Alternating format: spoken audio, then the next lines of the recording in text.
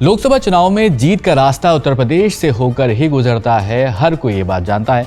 लेकिन उत्तर प्रदेश की 80 सीटों में इस बार 79 सीटों के साथ इंडिया ब्लॉक जीतने वाली है। अखिलेश यादव लगातार इस बात का दावा कर रहे हैं, लेकिन एक सीट जिस पर अखिलेश यादव टक्कर बता रहे हैं उसे अखिलेश यादव क्योटो कहते हैं। इंडिया गठबंधन उत्तर प्रदेश में 79 सीटें जीत रहा है और क्योटो में लड़ाई में है।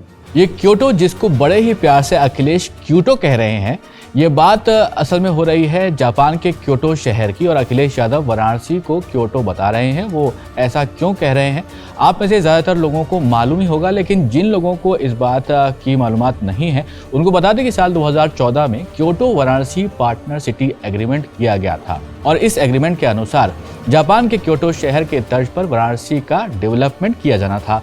इसी वजह से अखिलेश यादव बार बार वाराणसी को क्योटो बता रहे हैं और कह रहे हैं कि क्योटो में लड़ाई है, यानी वाराणसी में लड़ाई है, क्योंकि पीएम मोदी वहां से उम्मीदवार हैं। बाकी की 79 सीटें इंडिया ब्लॉक जीत रही है।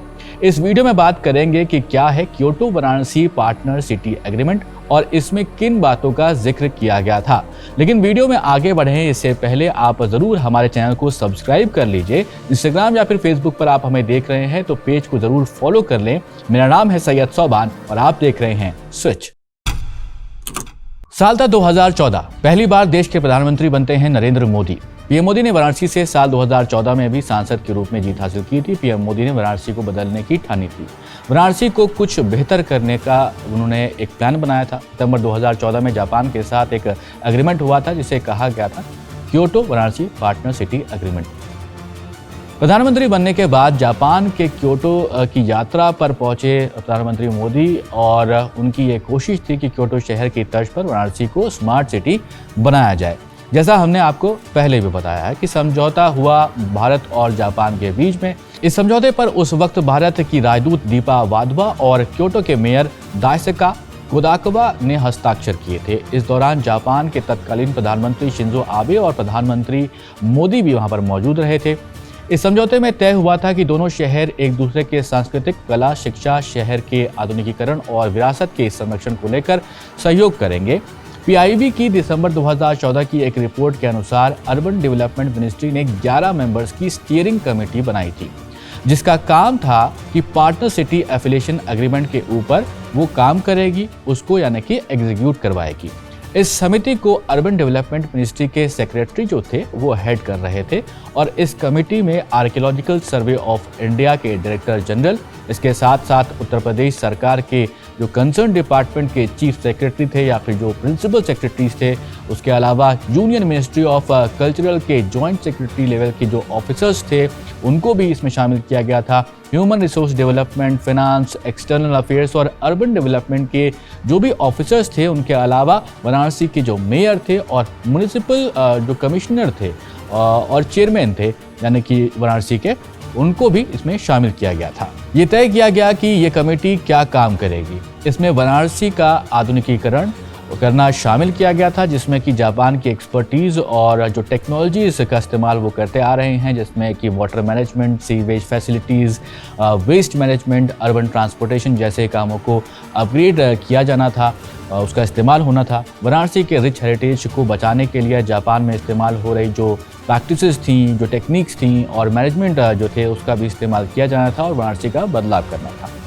यही नहीं, एक्सचेंज प्रोग्राम भी बनारस हिंदू विश्वविद्यालय और क्योटो यूनिवर्सिटी के बीच चला जाने का जो बात थी वो कही गई थी। सिर्फ बीएचयू ही नहीं बल्कि बाकी रिलीजियस ऑर्गेनाइजेशन में भी इस तरह के एक्सचेंज प्रोग्राम चलाए जाने की बात कही गई थी।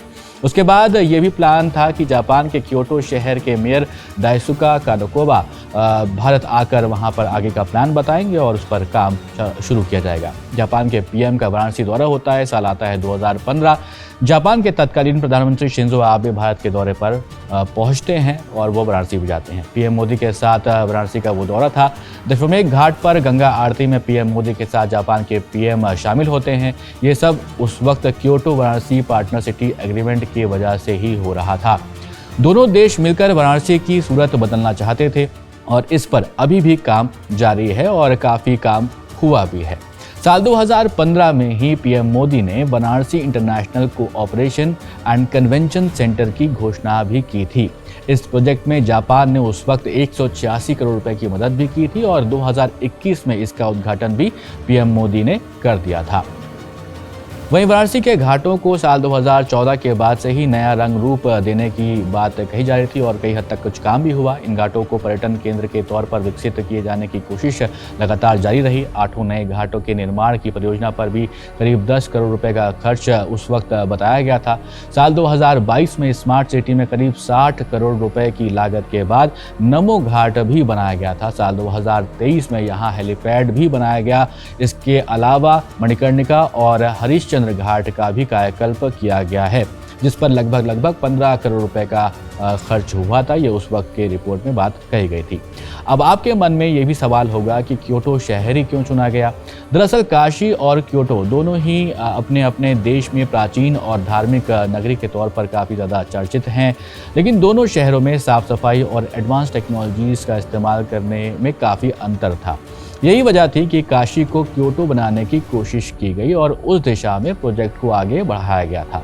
कुछ काम हुए हैं, कुछ काम अभी भी जारी हैं, लेकिन वाराणसी की सूरत पूरी तरह से तो अभी नहीं बदलती हुई नजर आई है, लेकिन कहीं हद तक बहुत कुछ डेवलपमेंट वाराणसी में देखने को मिलता है।